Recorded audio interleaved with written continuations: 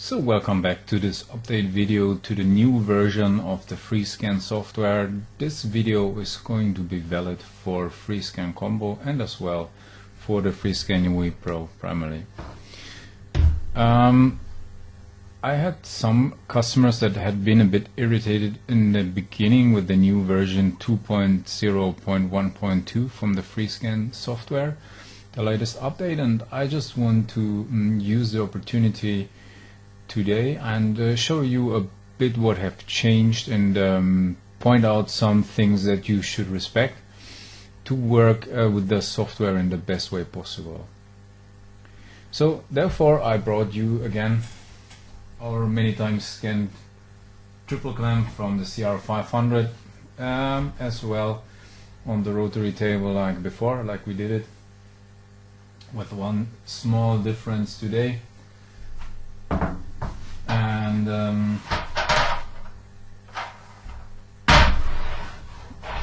this is our new bigger rotary table, and we figured out that it's good to have a rotary table, but bigger table, bigger parts, more tracking markers visible for the system. So yeah, you can buy that in the size in our shop as well. Just go to www.3dscan-shop.de. We're going to get into the software now. Of course, for the software you need the dongle for scanning. This is not new, but there is one big advantage compared to how it had been before, and that's that you can do a lot of things even without the dongle. So in the early, let's say 1 point, I don't know what was the versions that they stopped, it was like no dongle, no opening of the software possible, and this is fortunately changed, so you can do a lot of post-process steps as well without using your dongle inside. So I'm going to show you what is going to happen. You take it out and the software shows you that you can switch to the offline mode, and you will be able to do most of the post-processing. So something that changed, we are going to continue with the dongle, but something that I think is really positive from the beginning, to use a dongle is not necessarily for all the steps always got to be installed. So you can go scanning and you can just, after you finish, take your laptop to the office without all the scanning equipment and don't have to think about the dongle. That's still in the scanner suitcase. Okay, so from the beginning on, the start of the project didn't change so much. As well, the masks have very similar kind of the look, and as well creating a project folder generally didn't change, so we are going to create a folder where will be stored come on, triple clamp. So what is new compared to before is that you start pre-configured in the pre-scanning of markers. That is very useful if you want to scan bigger objects. I'm speaking about, let's say, objects that are longer than 1 meter or 2 meters. Then it's absolutely necessary to do it, because you have some optimization process in the marker calculation, and your scan will be more precise. So if you want the maximum of preciseness, it's good to do it. If you want to go scanning directly, not point clouds anymore like before, but mesh in real time, you opt for scanning mesh, and that's what we are going to do. Don't forget to set the high speed button, because in the UE Pro it really pays off. You see that starting the scan in the frames per second, and there is as well the auto mode for the camera regulation, so we are going to use it, test how it is.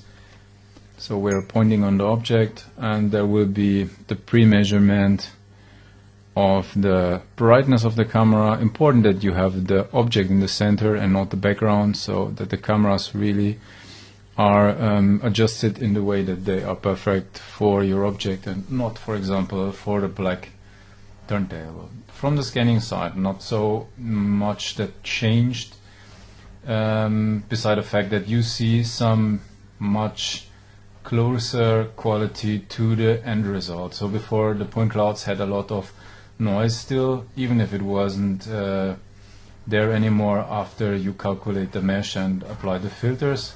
In this case, in real time, there is really scan the mesh, and there is as well some change that, for example, that there disappeared on the side the distance measurement. This is integrated right now in these lines that have different colors depending if you are on the near limit of your scanning field and it's turning red, or if you are going more away and have a bigger distance to the object, they're turning blue, so you know you shouldn't move further away. I think this is really good because it's in your field of view, so you pay attention to that, not like before. So from this side everything's fine, and you will see as well, if you compare my older video, that the preview quality is much better and much closer to the final result that you can expect after finishing your scan.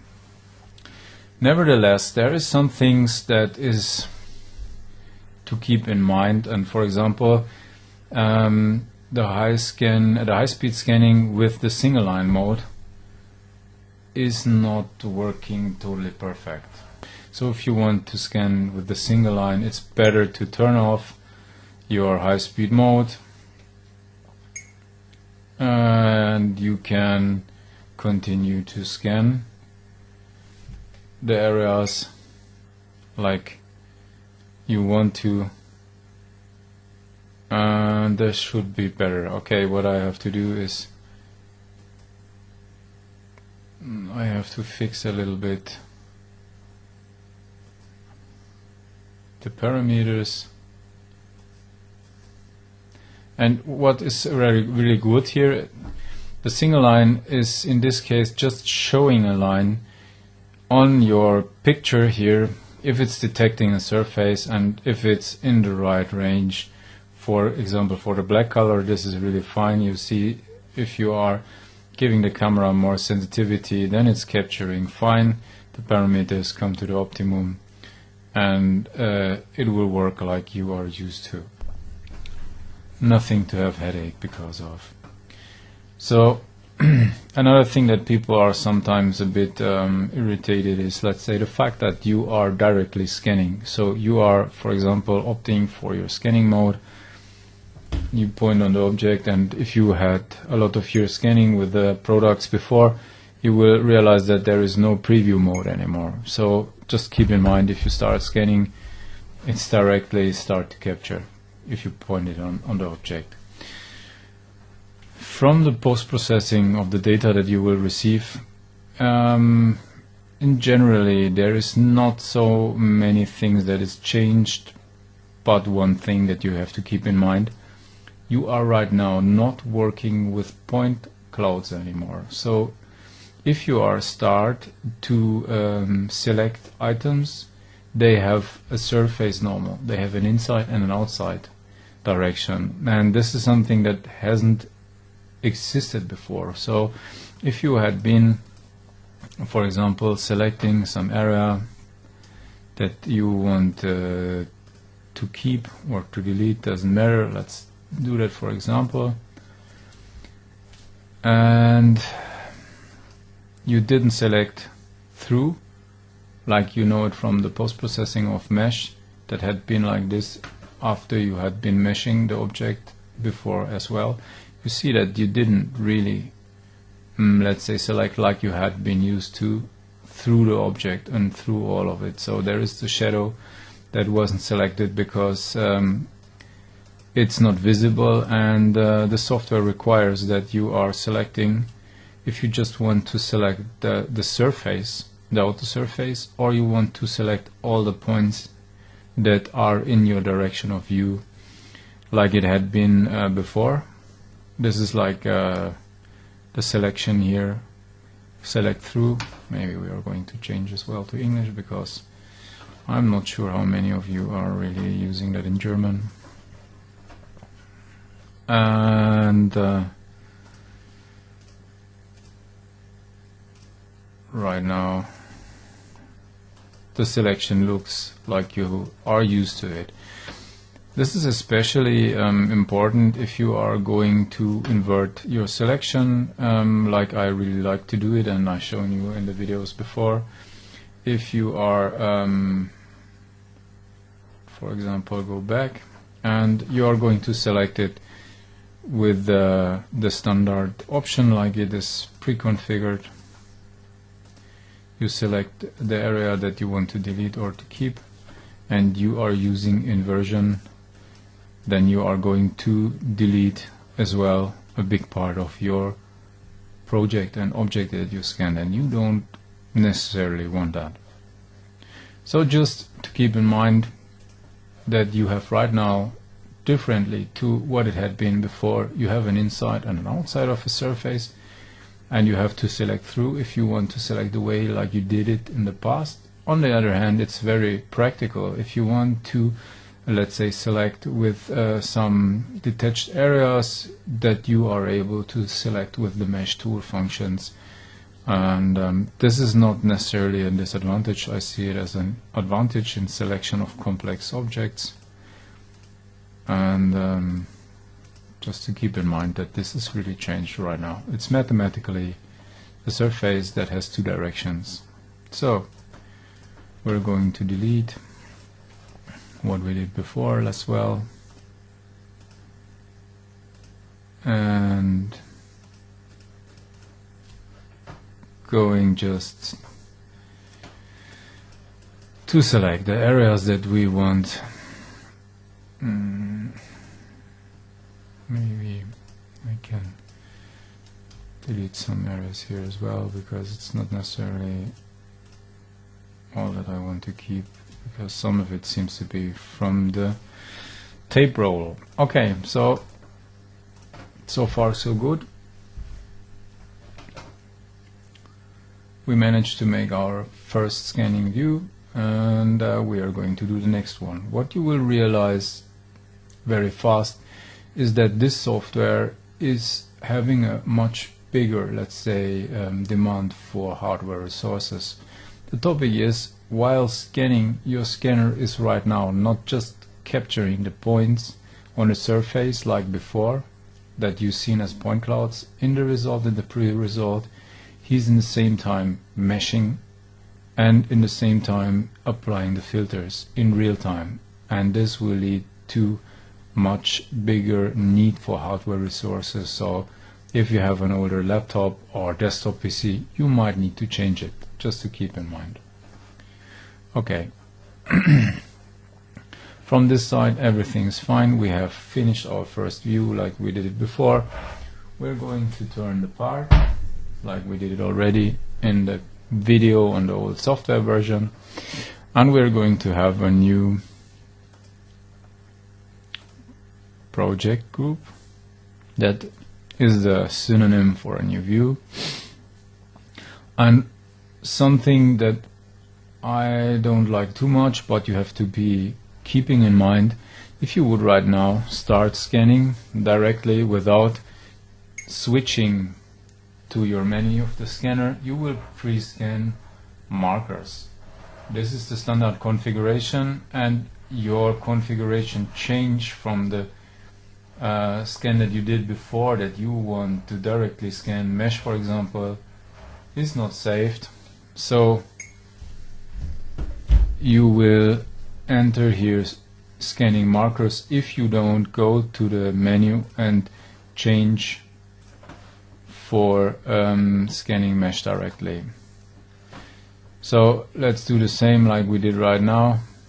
Just we are going to remove that view that we did right now, and I'm going to show you how to scan directly the mesh. So you have to, in this case, create a new project group like we did it before. And before starting the scan, you're going to switch for the scan settings and you're going to opt for mesh scanning. And then we are where we had been before, and everything is following the rules that we are used to from the older software version. So as well, we're directly coming into the scanning mode. Capturing is still very fast, even if we are comparing it to the amount of calculations that we had before, where the hardware resources had not so much stress. And believe me, I have a really powerful unit here in this PC, so it's let's say quite consuming.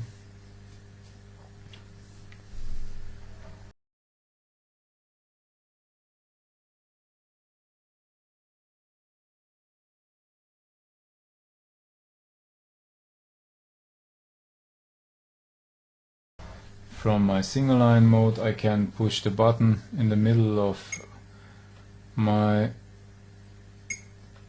touchpad, and I will be switching to the single line like we did before. And here you see that there is capturing in the high-speed mode. So next view is done. We're going to clean it as well like we did it before. One good thing that wasn't possible before is that you can create a cutting plane that you can keep, not like before that you had to redefine it all the time. So we are going to create a new project view because we changed the object in relation to the markers. And go back directly on mesh scanning. Okay, that's happening when you push the wrong button.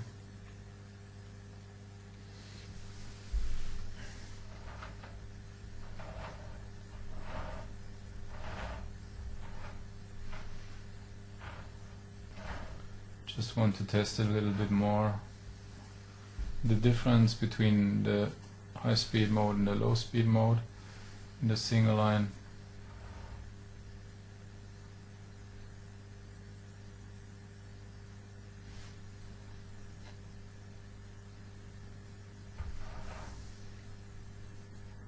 Yeah, it's working actually better in the high speed mode than I have it. In my memory I see that the benefit in capturing in low speed mode is in this part not so big. I had a different part in the pre-tests.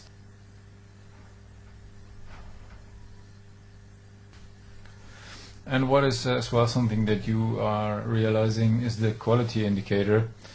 That is the color that you have on the surface. This is possible to turn it off. I think I have to stop the scan. Meanwhile, but it tells you that if there is blue color of the mesh that he scanned, that is it has a good density. So in the blue colored area you have enough information for capturing a good quality mesh. That the color is changing when you pass there. For example, here in this small edge that we are scanning here inside, that he's right now having enough points in the acquisition to turn it blue. That means he has enough views on different directions on that surface to create a quite dense mesh. And I think this is really good that you have this information, because it helps you quite a lot to know if the acquisition is good or not. So just finishing here the holes from that part that will be put on the steering, let's say bearing actually. Okay, so from this side everything is fine. It's a bit, let's say, something you have to take care about, that single line camera settings are different to the camera settings from the 26 lines, but the good thing is remembering which one you used the last time on which mode. It's the same for switching to the 5 laser lines for HD mode if you will put there a different value. Okay. The thing about the cutting plane that I was speaking about is that you can mark the cutting plane, for example, over markers. The cutting plane is nothing new, you already had that in the previous version. So you can define where it's the position that you want to cut off.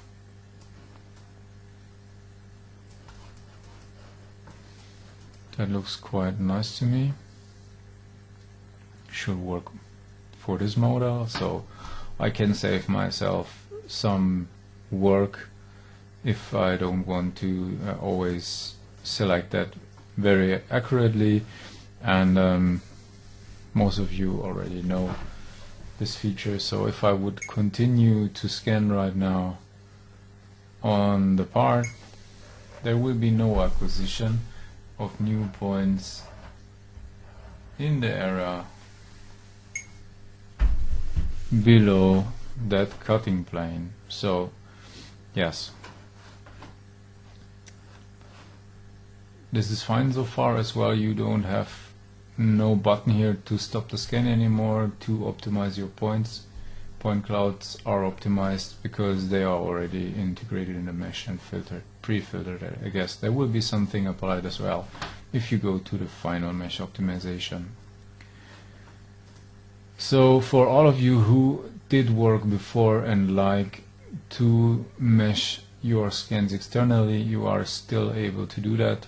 There is still the possibility to export the original data as point clouds and mesh it externally. If there is some configurations that you don't like so much about the Shining software, you can still do that. What is new, and I think is this really cool, is that you can export the whole project, because before you had to export each of the views, and that is right now possible to just export it at once. If you had a lot of views, it was like a bit unnecessary work to do it manually, but fortunately they integrated a new option. So this is so fine so far. We are going to create our last project view that we will use for finishing this object.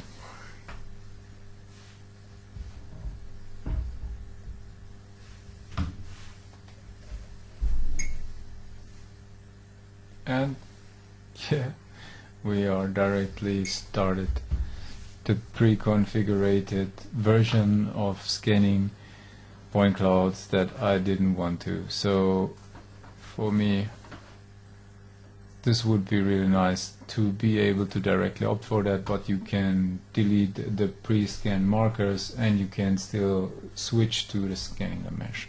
No problem. But you see, it's the habit. Okay, so from this point, nothing really new. We are directly entering into the scanning. I just want to turn on the high-speed mode again, because you see that will be more than doubling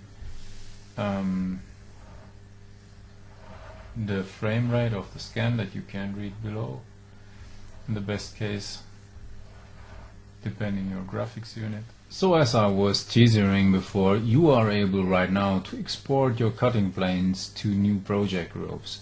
And I want to show you right now how this is done. So if you want to create a cutting plane and want to export it, let's do it here again. Let's create a cutting plane. Even if we cut everything here, doesn't matter. We can create a cutting plane like we did it already. So I can put the cutting plane to an area where I don't cut major parts of my scanning view, maybe just a little bit from below. We already deleted that role out of the data set nevertheless. And right now we created a cutting plane. Nothing new so far. Now comes the cool part. You are going to save that one, and we are going to create a P3 file, not an STL file. You just name it scan, that's fine, and say save. And he's going to ask you if you want to export as well the cutting plane, and I say yes, not just the global markers. So I'm going to do another view that would in this case of the part not necessarily be needed, and I'm just going to show you how it works.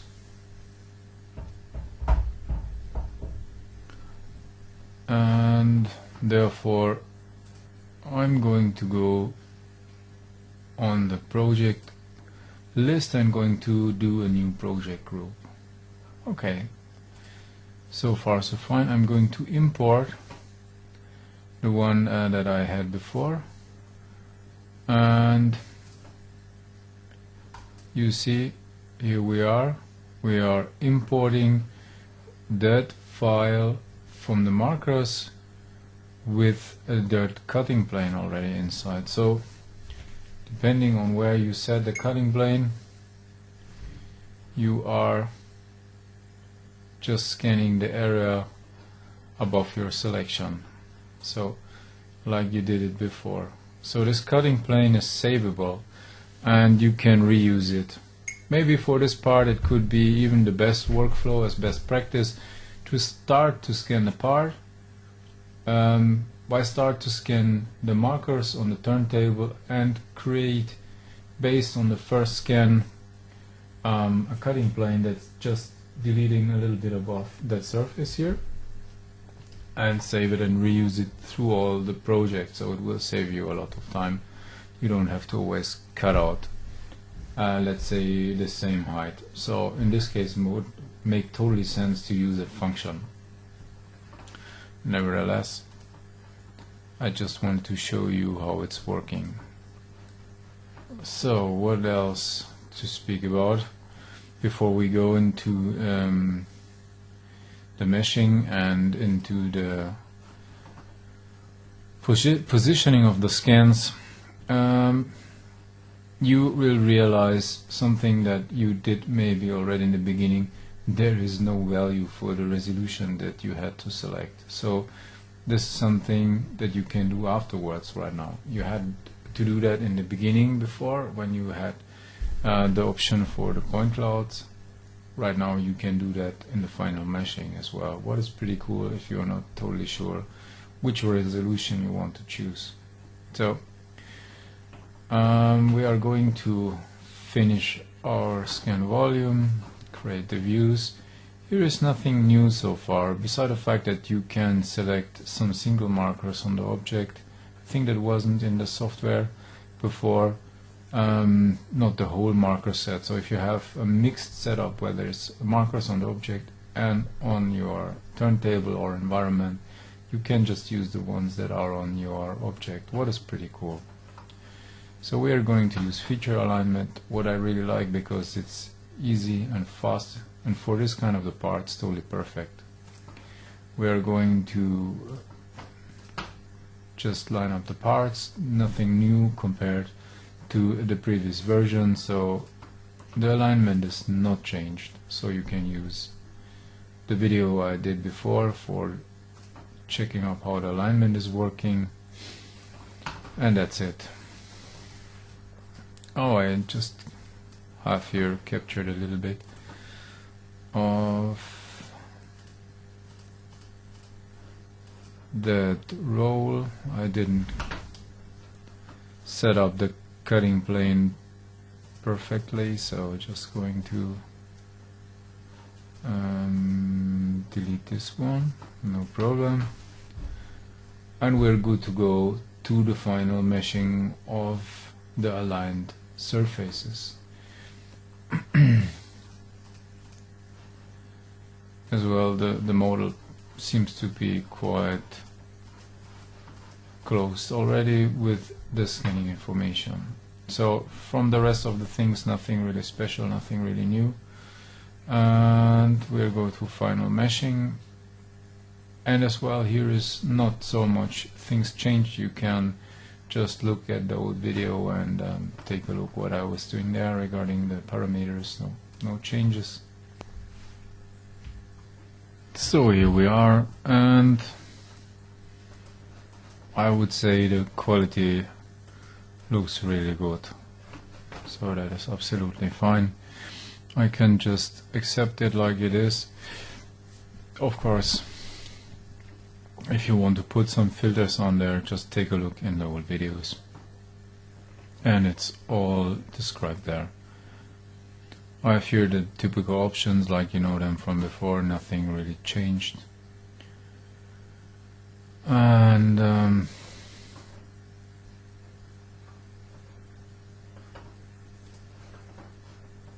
I can export that file.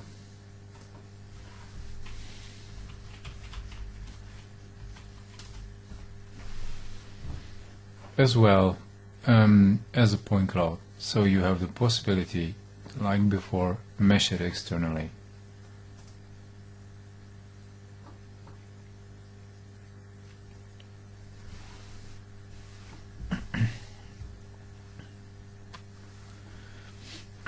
So we just did optimized meshing of the components, and this is, let's say, the one that's giving you the nicer and more accurate result. But of course you could go back and here just opt for the quick meshing,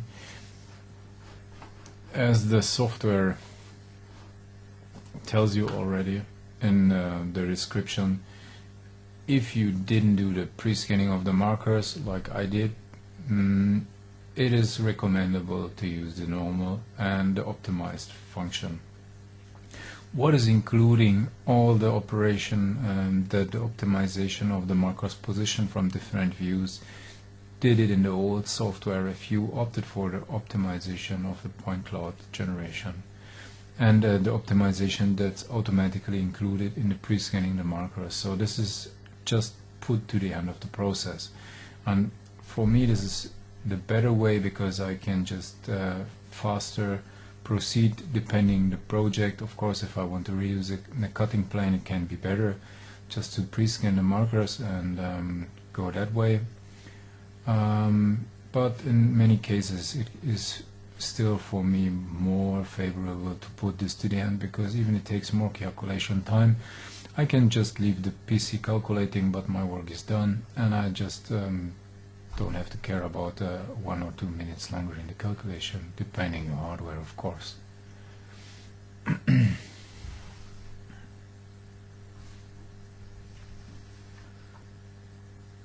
So one thing to be mentioned is how to choose different resolutions manually afterwards, and therefore you have to go for the settings that have changed a little bit.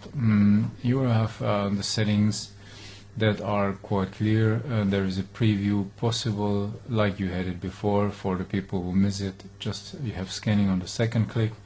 You can just opt in here and you will have it. Advanced mode is something you will need in the case of just how it is written there, smaller resolution, which requires higher PC specifications. That should be fine in this PC.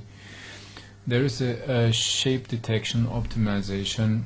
This is just try to do that better job and let's say finding shapes and do a better filtering. Scanner tone, it's absolutely fine for me because I don't have to have this tone high. For me the standard medium is fine. And the distance indicator is possible to switch back to how it had been in the previous version, to have it on the side, but I think it's perfectly fine like that. There is an intelligent laser line, that means if there is not enough markers or no capturing, it will turn it out, and that's totally fine, I guess. So let's just activate the advanced mode and check what's happening. So make sure that you switch to advanced mode before you start a new project, and we are going to create a new test project just to show you what will change.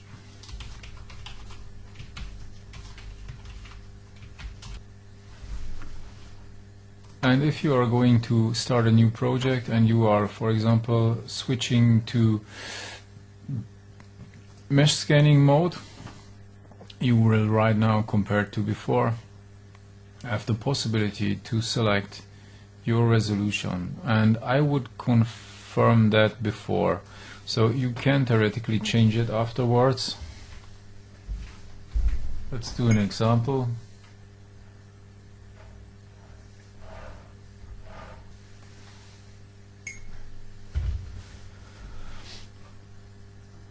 So you right now have a resolution 0.6 that you chosen for your scan, and you are able to go to 0.2, for example. And the software is already asking you that you will have a problem because there is not enough data scanned. So if you would go that way, you will not have a result that will be very usable. It's not a problem if you go the opposite way. We will make that test as well. So if you get into a rougher resolution than the one that you acquired the data for, because you see right now that there is missing information because it was captured too rough, so the recalculation of the mesh will not create mesh in all the areas because the point distances are too big. Of course, you can continue to scan in that, fill up the areas that might not be, let's say, in the way like you wanted to. You see that you can still continue in the higher resolution to scan, and it's not a problem. The software does realize that you pre-scanned some data and it's just adding up, so no problem in just start to make a test scan, look if the resolution is fine, then go to a lower resolution if you want to have more details, and you will be totally fine, but you might have to rescan some areas. It's a bit different if you are opting to a higher point distance, because of the simple fact that right now you need less information that you captured already, and that should be fine. And you see everything is pretty filled up, so there is no yellow areas on the part anymore like it had been before, because you have acquired enough points. And that is the rule, that you are able, let's say, to go down in the resolution or create an export of let's say higher value in the point distance with no problems. But if you want to have a higher resolution, that means a lower value in the point distance, then you might have to rescan some areas or to go over the part again. So just do a pre-scan in some critical area where you have most of the feature items that you need to see because of your resolution. Take your value that seems to be best for you and stay with it, no problem. I think this is the best way how to deal with that. So from this point, nothing really special. So we are just going to finish that one. So anyway, I think this is a cool feature because it gives you the opportunity, compared to before, to directly see if the target resolution that you want to have is fine in your settings, and you can just continue to work, and you don't have to mesh the part in some area and go back and start the project again. So I think this is a benefit. What you will realize once you have chosen a resolution in your first scan, you will not be able to change that resolution again in the next project group, because you are, let's say, having the need of corresponding resolution in between two different project groups, and this is something you have to keep consistent, so you are not able to choose a different value right now. Of course, you can have a local HD scanning like in the previous version of the software, so you can have two resolutions in one scan integrated, But that's nothing new. Just watch my video that I did before and check it in the link down below.